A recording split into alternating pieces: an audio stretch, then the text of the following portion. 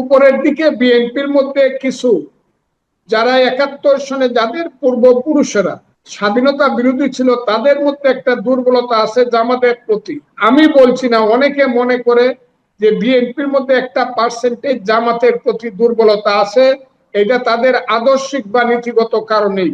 এই জায়গাটা কিন্তু বিএনপিকে সাবধান থাকতে হবে, এবং যদি সাবধান না হয় এইরকম 7-5-12 ধরনের কথা যদি বলে, হ্যাঁ মুক্তিযুদ্ধ চাই, জঙ্গিবাদও অসুবিধা নাই, এই ধরনের মনোবৃত্তি নিয়ে কিন্তু এদেরকে থামানো যাবে না, এবং বাংলাদেশের সঠিক রাজনীতি দেশে হবে না, বাংলাদেশও নাও থাকতে পারে। টকশোতে আমি বলেছি, ইয়েস, বাংলাদেশে পাকিস্তানের চেয়ে জঙ্গি অনেক বেশি। পাকিস্তানের একটা পার্লামেন্ট সিট জামাত পায় কিনা জানি না, কিন্তু বাংলাদেশের 70টা সিট তারা পেয়ে ফেলে। কাজে তাদের আস্ফালন পাকিস্তানের চেয়ে বেশি, জঙ্গি পাকিস্তানিদের চেয়েও।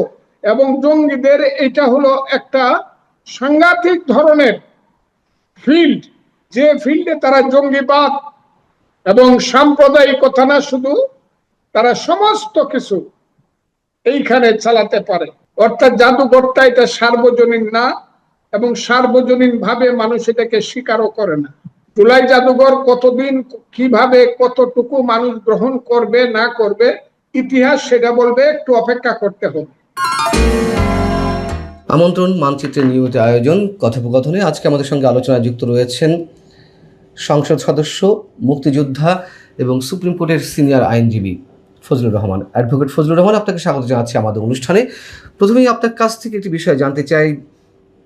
আন্তর্জাতিক সন্ত্রাসী সংগঠন আল কায়দা তাদের একটি সেল গঠন করতে চেষ্টা করছে বাংলাদেশে, এমন তথ্য উঠে এসেছে জাতিসংঘের নিরাপত্তা পরিষদের একটি কমিটির প্রতিবেদনে। আপনার এই জায়গাটিতে এসে প্রতিক্রিয়া কি, এবং জঙ্গিবাদের এক ধরনের উত্থান আমরা ডক্টর ইউনূস সরকারের সময় থেকে দেখেছি, কি বলবেন আপনি? আপনাকে অসংখ্য ধন্যবাদ। সবাইকে আমি সালাম জানাচ্ছি যারা আমাদের বক্তব্য শুনছে। আসলে এটা বলতে আমার খুব কষ্ট হয় যে এই দেশটা আসলেই মৌলবাদীদের ষড়যন্ত্রের কবলে চলে গিয়েছে। আমি এইমাত্র বসে জামাতের আমিরের একটি বক্তব্য শুনছিলাম। এত ঔদ্ধত্যপূর্ণ বক্তব্য, উনি যখন পার্লামেন্টে কথা বলেন মনে হয় উনি পিসাব। ওই যে আমি বলি তার ভিতর এবং বাহির এক না। আমি তাকে যত চিনি, বাংলাদেশের কেউ তাকে চিনে না, এবং সিলেটের মানুষ, বিশেষ করে কুলাউড়ার মানুষ তাকে খুব ভালো চিনে। হুইজ সে তার আসল চেহারা নিয়ে আবির্ভূত হয়েছে। তারেক রহমান, সাবধান, সাবধান, আর এক কদম আগাবেন না, সাবধান, ভালো হবে না। তার যে রূপটা আমি দেখলাম, এই রূপ তার তো হওয়ার কথা না। এর পিছনে যদি ষড়যন্ত্রমূলক কোনো শক্তি না থাকে, কারণ বাংলাদেশের মানুষ কিন্তু সাম্প্রদায়িক না, বাংলাদেশের মানুষ মৌলবাদী না, জঙ্গি তো নয়। তারপরে ওরা যে আস্ফালন এবং উদ্যত্তটা দেখাচ্ছে, এর পিছনে নিশ্চয়ই কোনো কারণ আছে।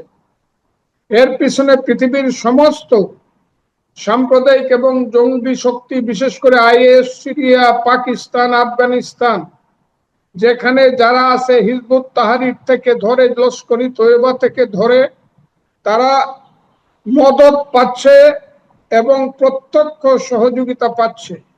বিশেষ করে 5ই আগস্টের আন্দোলনের পরবর্তী সময়ে বা ওই সময়টাতে থানা লুট করা, পুলিশ হত্যা করা এবং শত শত অস্ত্র লুট করে নিয়ে যাওয়ার মধ্য দিয়ে তারা একটা অস্ত্রধারী সাম্প্রদায়িক শক্তি হিসাবে বাংলাদেশে নিজেদেরকে প্রতিষ্ঠিত করেছে। এই কারণেই আজকে তারা মনে করছে যারা যে কোনো কাজ তারা যে কোনো সময়ে করতে পারে। কেউ আমাদেরকে 24 ঘন্টা আলটিমেটাম দেয়, কেউ 72 ঘন্টা আলটিমেটাম দেয় তারেক রহমান সাহেবকে। ইচ্ছা করলেই আমরা তাদেরকে ফেলে দিতে পারি। শেখ হাসিনা দিল্লি গেছে, তারেক রহমান তো লন্ডন যেতে পারবে না। সাবধান তারেক রহমান, এই ধরনের উদ্ধত্তপূর্ণ হুমকিগুলো দিয়ে যাচ্ছে।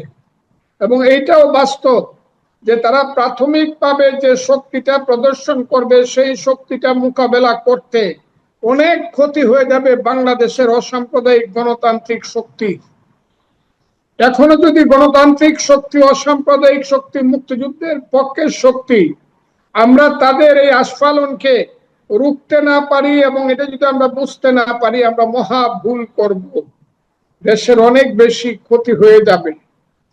তবে জাতিসংঘ থেকে যে জিনিসটা বলা হয়েছে, আমি কয়েকদিন আগে 4 দিন আগে একটা টক শোতে আমি বলেছি, ইয়েস, বাংলাদেশে পাকিস্তানের চেয়ে জঙ্গি অনেক বেশি।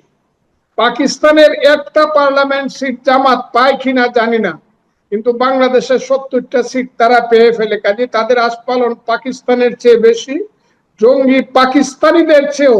এবং জঙ্গিদের এটা হলো একটা সাংঘাতিক ধরনের ফিল্ড, যে ফিল্ডে তারা জঙ্গিবাদ এবং সাম্প্রদায়িকতা না শুধু, তারা সমস্ত কিছু এইখানে চালাতে পারে। এই দেশটাকে আফগানিস্তান করার জন্য তারা প্রস্তুতি নিচ্ছে। সরকার এবং আমরা মুক্তিযুদ্ধের পক্ষের শক্তি এবং মুক্তিযোদ্ধারা যদি সচেতন না হই, তাহলে আমাদের বিপদ আছে, দেশের স্বাধীনতার সার্বভৌমত্ব থাকবে কিনা। আপনি কি মনে করছেন যে জামাতে ইসলামী বা তাদের সঙ্গে সম্পৃক্ততার মাধ্যমেই বাংলাদেশে আল কায়দার মতন আন্তর্জাতিক সন্ত্রাসী সংগঠন তাদের সেল প্রতিষ্ঠা করার চেষ্টা করছে? তাদের সাথে সবাই আছে, কারণ যেখানে এখানে আন্দোলন হইলে পরে, আন্দোলন জয়ী হইলে পরে পাকিস্তানে সেই মানে ফুর্তি হয়, খাওয়া দাওয়া হয়, উৎসব হয়। লস্করে তো এবার মতো সংগঠনরা বলে আমরা 71-এর প্রতিশোধ নিয়েছি। কাজে তাদের সঙ্গে আল কায়দার সম্পর্ক থাকাটা বিচিত্র না, আমি মনে করি আছে। এবং সরকারের এই ব্যাপারে খুব সাবধান হওয়া উচিত। সরকার এখনো যদি তাদেরকে মনে করে তাদের সহযোগী বন্ধু, এটা খুব ভুল করবে, খুব ভুল করবে। আমি আবারও বলছি, খুব ভুল করবে। আপনি যদি বলছেন, অনেকেই বলছেন যে জামাত বা জামাতের সাথে অন্য যারা এই যে নতুন দু একটি দল আছে তারা যে জোট বেঁধেছে, জামাত, এনসিপি বা আরো দু একটি দল, এই জোটকে বর্তমান সরকার, বিএনপি সরকার বেশ খানিকটা ছাড় দিচ্ছে এবং মিলেমিশে সরকার চাইছে। যদি আপনি নিজেও যে কথাটি বললেন যে ছাড় দিলে ভুল করবে, কিন্তু অনেকে বলছে ছাড় দিচ্ছে, ছাড় দিয়ে তারা একসাথে রাজনীতি করার চেষ্টা করছে। যদি তাই হয় তাহলে কি ধরনের পরিণতি হতে পারে বিএনপির জন্য, আপনার দলের জন্য? আমি এটা বুঝি না। ছাড় দিচ্ছে বললেও এটা সবটা বলা হবে না।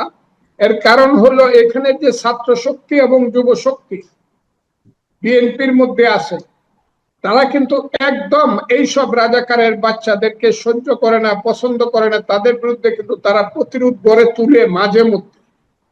কিন্তু উপরের দিকে বিএনপির মধ্যে কিছু, যারা 71 সনে, যাদের পূর্বপুরুষেরা স্বাধীনতা বিরোধী ছিল, তাদের মধ্যে একটা দুর্বলতা আছে জামাতের প্রতি। আমি বলছি না, অনেকে মনে করে যে বিএনপির মধ্যে একটা পার্সেন্টেজ জামাতের প্রতি দুর্বলতা আছে, এটা তাদের আদর্শিক বা নীতিগত কারণেই। এই জায়গাটা কিন্তু বিএনপিকে সাবধান থাকতে হবে।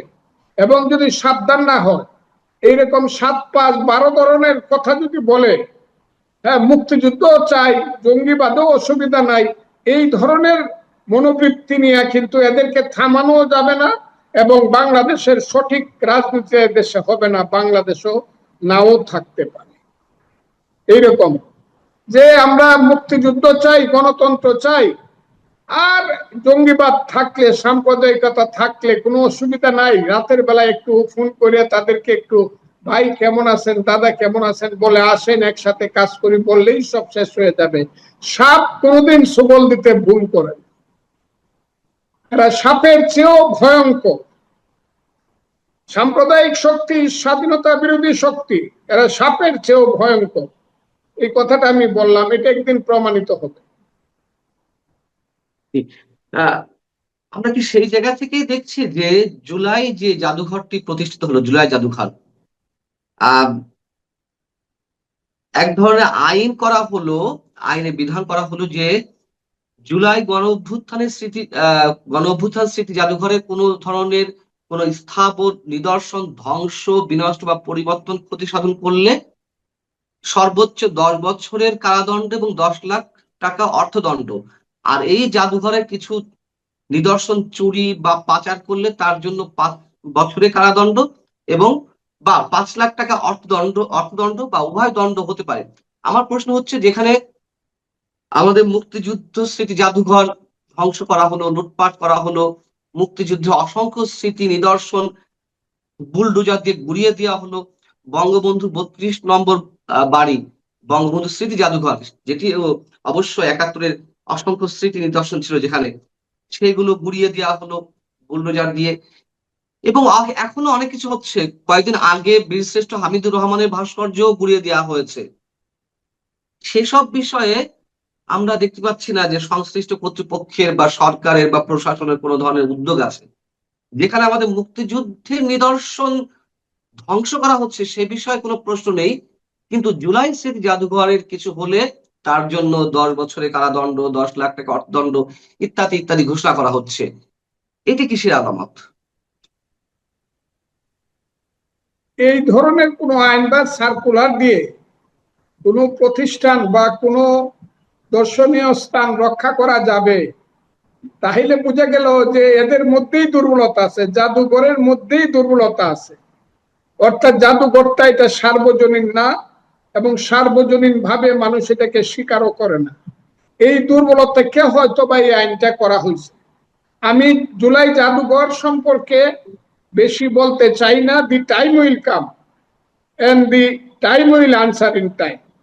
জুলাই জাদুঘর কতদিন, কিভাবে, কতটুকু মানুষ গ্রহণ করবে না করবে, ইতিহাস সেটা বলবে, একটু অপেক্ষা করতে হবে।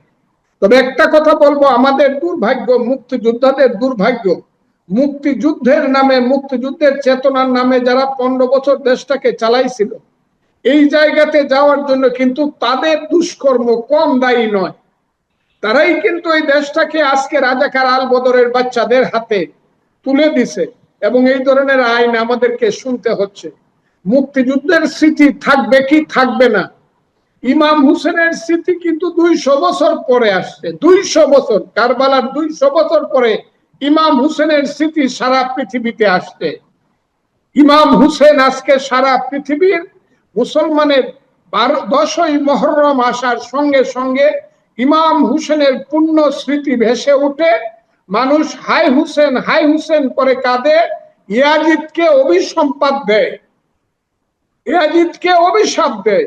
এই জায়গাটা কিন্তু মুক্তিযুদ্ধকে কেউ এদেশে ধ্বংস করতে পারবে না। মুক্তিযুদ্ধ মানুষের হৃদয়ে থাকবে, ইতিহাসে থাকবে। আর মুক্তিযুদ্ধটা শুধু বাংলাদেশের ভিতরের ব্যাপার ছিল না। ওই 26শে মার্চ বা 16ই ডিসেম্বর শুধু বাংলাদেশের এই 54,000 বর্গ মাইল জায়গার ব্যাপার না, এটা সারা পৃথিবীর আজকের 100-212টা দেশের ব্যাপার। সবাই জানে হোয়াট ইজ হোয়াট। এখানে কে কি করলো বা করলো না, মুক্তিযুদ্ধকে সম্মান করলো কি করলো না, এইটা বড় কথা নয়। মুক্তিযুদ্ধ বাংলাদেশের ইতিহাসের সোনালী অধ্যায়। এই অধ্যায়কে কেউ ধ্বংস করতে পারবে না, সাময়িকভাবে বাধাগ্রস্ত করতে পারবে। ইউ ওয়েট ফর টাইম, দেখেন কি হয়। মুক্তিযুদ্ধ অবশ্যই ফিরত আসবে। আর মুক্তিযুদ্ধ ফিরত না আসলে, মুক্তিযুদ্ধ সম্মানিত না হলে, মুক্তিযুদ্ধের আদর্শ প্রতিষ্ঠিত না হলে কিন্তু বাংলাদেশ থাকবে না। এটা করতেই হবে। এবং আজকে যারা করছে তাদেরকে আমি এটা বলতে চাই না কিছু, কিন্তু আমার ধারণা গণতান্ত্রিক শাসন যদি চলে, আস্তে আস্তে তারা নিশ্চিহ্ন হয়ে যাবে। এখনো যেন কোথায় কিভাবে অন্ধকারের জীবেরা, ড্রেইনের সেই সব ময়লা আবর্জনার জীবেরা কি যেন ভাবে কোথায় যেন নিঃশ্বাস ফেলানো, ভালোভাবে নিঃশ্বাস ফেলানোর সুযোগ পাচ্ছে, এইটাও এক সময় বন্ধ হয়ে যাবে, যেদিন জনগণ বুঝবে যে এরা হলো রাজাকারের বাচ্চা, স্বাধীনতার বিরোধীদের বাচ্চা। এবং এইটা মুক্তিযুদ্ধ। তখন একটা কথা বলি, একটা রাজনৈতিক যুদ্ধ হবে। মুক্তিযুদ্ধ চাও কি চাও না, নাকি রাজাকার আলবদরের দেশ চাও, নাকি পাকিস্তান চাও, তখন দেখবেন ওয়ান্স ফর এভার মুক্তিযুদ্ধ জিতবে এবং প্রতিষ্ঠিত হবে। এরপরে আর কেউ কথা বলার সাহস পাবে না। মুক্তিযুদ্ধই হবে বাংলাদেশের শেষ কথা। আপনি যেমন বলছেন যে বিএনপির মধ্যে একটি অংশ আছে যারা স্বাধীনতা বিরোধী শক্তির সাথে তাল মিলিয়ে চলে, বা স্বাধীনতা বিরোধী একটি অংশ বিএনপির মধ্যে রয়েছে, সেটি অনেকেই বলেন, আপনি সেটি বলছেন। এই যে যে আইনটি হলো জুলাই স্মৃতি জাদুঘর নিয়ে, জুলাই স্মৃতি জাদুঘর নিয়ে হোক, আইন হোক, যাই হোক, আমাদের কোনো আপত্তি নেই, কিন্তু যেখানে মুক্তিযুদ্ধের অসংখ্য স্মৃতি নিদর্শন ধ্বংস করা হচ্ছে, সেসব বিষয়ে মাথা ব্যথা নেই সরকারের মধ্যে। এটি কি সেই অংশ দ্বারা পরিচালিত হচ্ছে? সরকারের বিভিন্ন কর্মকাণ্ড কি ওই স্বাধীনতা বিরোধী ওই শক্তি দ্বারাই পরিচালিত হচ্ছে? আমি সেটা না বললেও বলবো, আপনাকে কিছুদিন ওয়েট করতে হবে এই জিনিসটা বুঝবার জন্য। যদি সরকার মুক্তিযুদ্ধের স্মৃতিচিহ্ন ধ্বংস যারা করে তাদেরকে যদি প্রতিহত করতে না পারে বা না করে, তাইলে বুঝতে হবে মুক্তিযুদ্ধ রিয়েলি বিপদে আছে। আমি আরেকটা প্রসঙ্গে আপনার কাছে একটু প্রশ্ন করি যে রাষ্ট্রপতি নির্বাচন হতে যাচ্ছে, বা আমরা মোটামুটি জেনে গেছি যে আপনার দলের মহাসচিব মির্জা ফখরুল ইসলাম আলমগীর সাহেব তিনি রাষ্ট্রপতি হতে যাচ্ছেন, এটি মোটামুটি নিশ্চিত। কিন্তু ডক্টর ইউনূসের একটা তৎপরতা ছিল রাষ্ট্রপতি হওয়ার জন্য, বিএনপি সেই জায়গা থেকে বেঁচে গেছে বলে অনেকেই মনে করেন। আহ ডক্টর ইউনূসের খেলা কি তাহলে সম্পূর্ণভাবে থেমে গেল, বা যুক্তরাষ্ট্র বা ডিপ স্টেটের কাছে তার প্রয়োজনীয়তা ফুরিয়ে গেছে? আপনাকে তাই মনে হয়? দেখেন, রাষ্ট্রপতি নির্বাচনটা আপনি আমার 3 4 দিন 5 দিন আগে একটা বক্তব্য যদি শুনেন, তাইলে দেখবেন আমি বলছিলাম যে বিশেষ করে ফখরুল ইসলাম আলমগীর নির্দিষ্টভাবে রাষ্ট্রপতি হওয়ার জন্য তার ত্যাগ তিতিক্ষা, তার এই যে দেশ নেত্রী বেগম খালেদা জিয়ার মানে 1/11 পর থেকে তার যে 5ই আগস্ট পর্যন্ত জনাব ফখরুল ইসলামের যে ত্যাগী ভূমিকা, তার যে জেল জুলুম অত্যাচার সহ্য করার যে ইতিহাস, he is the best person to B the president, honourable president of Bangladesh. এটা আমি কিন্তু এই 5 দিন আগে কথাটা বলছি। তারপরও বলছিলাম, এরপরও আমি বলবো যে আমাদের দলে অনেক মানে ত্যাগী ব্যক্তি আছে, সিনিয়র ব্যক্তি আছে, রাজনীতিবিদদের থেকে একজন হওয়া প্রয়োজন, কিন্তু ফখরুল ইসলাম আলমগীরের নামটা আমি নির্দিষ্টভাবে উল্লেখ করেছি। উনি হয়েছে, আমি খুশি হয়েছি, উনাকে অভিনন্দন জানাই, কিন্তু ইউনূসের যে চক্রান্তটা ছিল সেই চক্রান্তটা এত বড় ছিল, কোনো কারণে যদি জনাব তারেক রহমান সাহেবের উপরে দায়িত্ব দিয়েছিল পার্টি, কোনো কারণে যদি উনি ইউনূস সাহেবকে রাষ্ট্রপতি করতেন, আজকে থেকেই আমার ধারণা দেশ ভিন্ন পথে চলবে। কারণ ইউনূস সাহেব হলো কনস্পাইরেটর, হি ইজ এন ইন্টারন্যাশনাল কনস্পাইরেটর। তিনি বাংলাদেশের কোনো কিছু ভালোতে উনি বিশ্বাস করেন না, কারণ তিনি বাংলাদেশের স্বাধীনতার সংগ্রামী না, স্বাধীনতার সংগ্রামেও বিশ্বাস করেন না, মুক্তিযুদ্ধেও বিশ্বাস করেন না, তার পরিবারের কোনো লোক মুক্তিযুদ্ধে যায়নি। এটা আমরা পরে জানতে পারছি, অথচ তিনি নোবেল লরিয়েট, এটাও সত্য। মুসলমানের ছেলে নোবেল পাইছে, এটা আমাদের জন্য গৌরবের ছিল। কিন্তু 18 মাসের যে দেশ শাসন, সেই দুঃশাসনে মানুষ বুঝতে পেরেছে যে ইউনূস সাহেবের একটা পিঠ একরকম, আর একটা পিঠ একদম অন্ধকার। সেই অন্ধকারের দিকটাই ইনি বাংলাদেশ সম্পর্কে গত 18 মাস প্রয়োগ করে এই দেশটাকে একটা সাম্প্রদায়িক, একটা জঙ্গিবাদী রাষ্ট্র হিসাবে, একটা বেয়াদব ছেলে পেলে রাষ্ট্র হিসাবে 4টে জেনারেশনকে ধ্বংস করে দিয়ে এই দেশকে একদম জাহান্নামের দিকে নিয়ে গেছে তার আমলে। কাজে ইউনূস সাহেবের মতো লোক রাষ্ট্রপতি হবে কোনোদিন আমি বিশ্বাস করে নাই, আর হইলে পরে দেশের ক্ষতি হইতো। তবে ইউনূস সাহেবের খেলা শেষ হয়ে গেছে এইটা আমি মনে করি না। ইউনূসের খেলা থামেনি, এবং ইউনূস রাষ্ট্রপতি না হওয়াতে দেশ অনেকভাবে বেঁচে গেছে, বিএনপিও বেঁচে গেছে।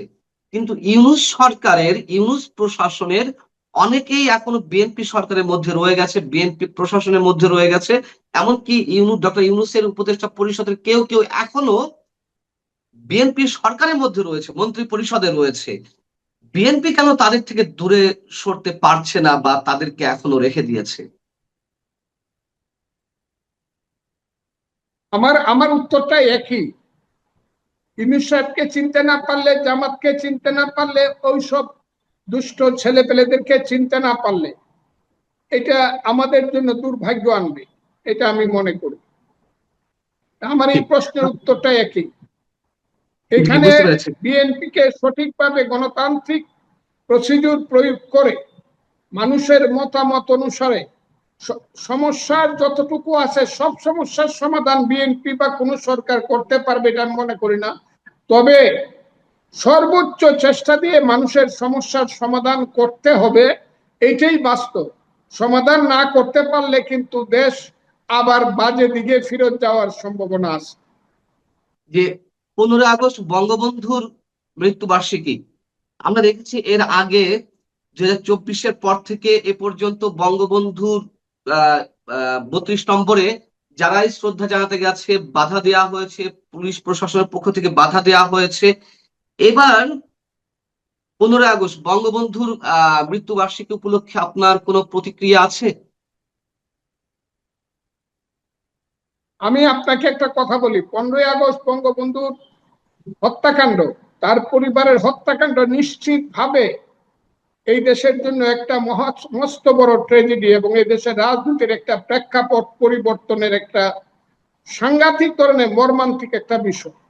এই বিষয়ে আমাকে প্রশ্ন করা, এটা আপনি জানেন আমি কি করছি না করছি 15 আগস্ট, কিন্তু আজকের প্রেক্ষাপটে আমি বলবো রাজনীতি হলো it's a question of power of organization.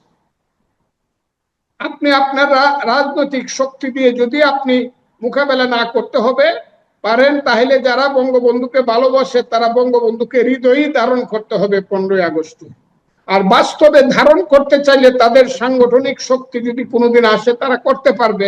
এখন তো তাদের কোনো সাংগঠনিক শক্তি নাই এবং বাংলাদেশ সে রাজনীতির প্রেক্ষাপট পরিবর্তনের জন্য এটার চেয়ে একটা দুর্ভাগ্যজনক ঘটনা আর কিছুই হতে পারে না।